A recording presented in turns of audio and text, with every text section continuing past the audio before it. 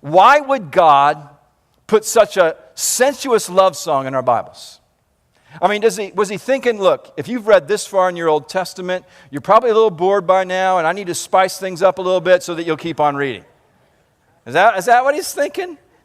And why is a descriptive, passionate love song like this included in the wisdom literature? It's a great question. Well, the Song of Solomon is in our Bibles, and it's included in the wisdom literature because the wisdom literature always presents to us life in the way it's supposed to be. I mean, one of the consistent themes that we've seen through the wisdom books is they portray the wisdom and the goodness of God as seen in creation before the fall. In the Garden of Eden, that's where we see life as it was supposed to be. And so this song is a picture of marital love as God created it to be. It's a picture of what we all desire and hope for in marriage because we see joyful, delightful, intimate love. And we don't desire this. You should know the culture that is around us, they desire this kind of marriage as well.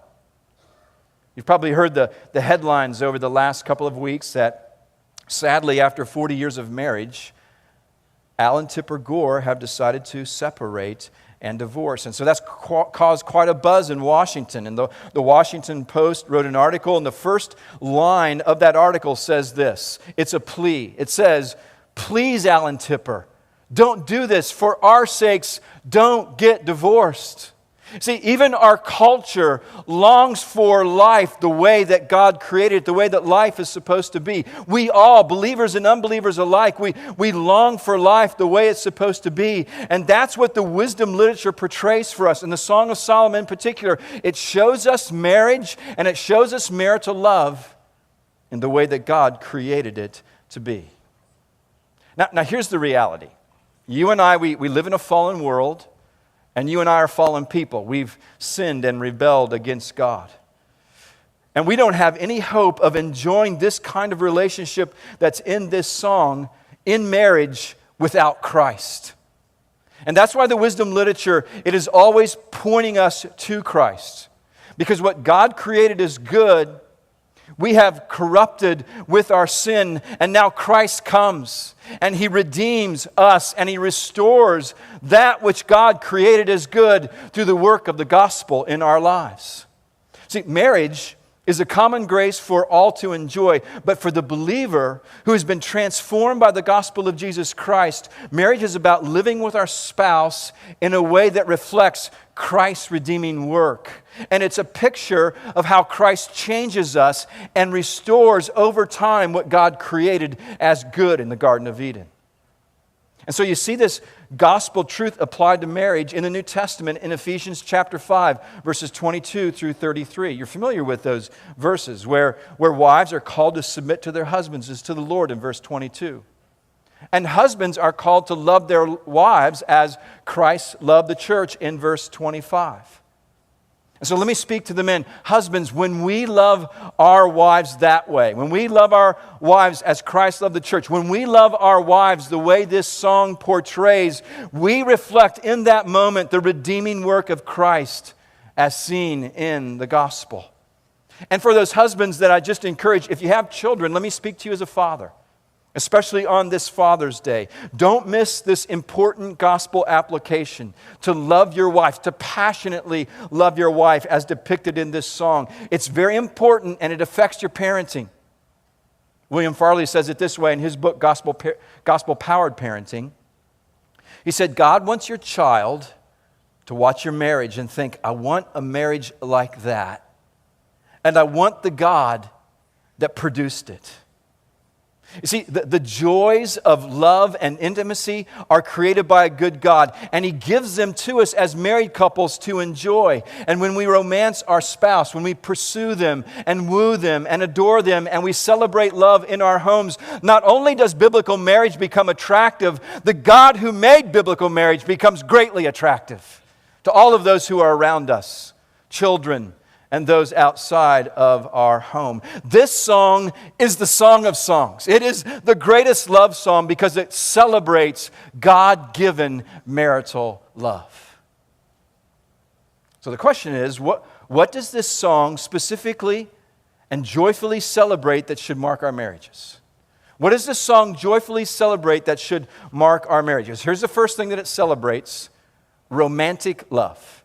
It celebrates romantic love. Now, in this song, we get a picture of two married lovers who, quite honestly, they're just madly in love with one another. We know that because we see certain things about them. First of all, they woo and pursue one another. So we saw that in chapter 1, verse 4. We saw her wooing him. Verse 4 says, "Draw me after you and let us run." And then we see him wooing her in chapter 2. Look at verse 10. She says, "My beloved speaks and says to me," now this is him speaking, "Arise, my love, my beautiful one, and come away."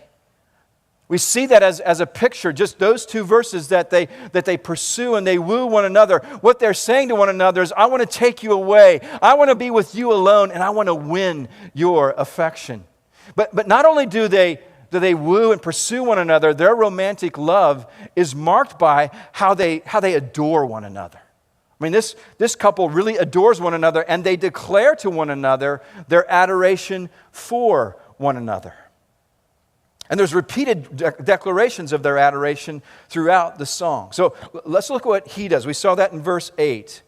He says, "If you do not know, O most beautiful among women." He's saying to her, "You're the most beautiful of all the women that I have ever met." And then he picks up on that same theme, and he says in verse 15, "Behold, you are beautiful, my love.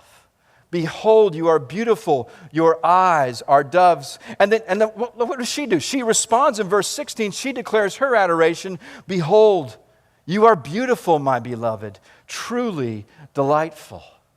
And these expressions of adoration in the song, they're not just general expressions, by the way. They are very specific about why they adore one another. So let me just give you an example. Flip over to chapter 4. And remember, in this part of the song, this is the wedding day. So this is the groom in chapter 4, and the first part of this chapter, he's just expressing how much he adores his bride. And we're just going to read the first 2 verses. So this is him speaking to her. "Behold, you are beautiful, my love. Behold, you are beautiful. Your eyes are doves behind your veil. Your hair is like a flock of goats leaping down the slopes of Gilead. Your teeth are like a flock of shorn ewes that have come up from the washing, all of them which bear twins, and not one among them has lost its young." See, those verses right there are just one example of really the rich metaphor and the rich imagery that is being used in that day of expressing how he adores his wife. Now guys, let me just give you a little bit of a hint. It's probably good not to use those same metaphors today and call your wife a goat. That probably is not going to help you. Little wisdom from Mark on that one, all right? You got to understand what he's saying here. What he's saying is that he's watched a flock of goats make their way down Mount Gilead together, and as they bob and weave, it looks like flowing locks of hair that are just glistening in the sun. He's telling her, you have beautiful hair. And the thing with the teeth, by the way, you can probably grasp some of that. He's saying that like a flock of shorn ewes that have been washed, so her teeth are white. But then he says that have come up from the washing of all which bear twins, and not one among them has lost its young. He's saying none of her teeth are missing. She's not a hockey player. You know, she's got all of her teeth. They're white, they're straight, and they're beautiful to him. So don't use that one either, okay, guys? All right. And guys, we need to express that specific kind of adoration to our wives. We need to tell them specifically why we adore them. And wives, when your husband does that, sometimes your instinct is to deflect that a little bit. It can be uncomfortable for you. Don't do that. Don't deflect it. God has made it for your good. He wants you to receive it, and He wants you to delight in it so that it deepens your romance with one another. And by the way, it's not him just speaking to her. She adores him as well. So flip over to chapter 5 and look over at beginning in verse 10. 10 through 16 are a long description of a specific ways that she adores her husband. Verse 10 says, "My beloved is radiant and ruddy, distinguished among 10,000. Go down to verse 14. "His arms are rods of gold set with jewels." Verse 15, "His legs are alabaster columns set on bases of gold." What she's saying is, my husband, he's handsome and He's strong, and He's steadfast, and He's immovable. See, wooing and pursuing one another, declaring to each other how we adore one another, it'll have this effect upon our marriages. It will deepen romantic love.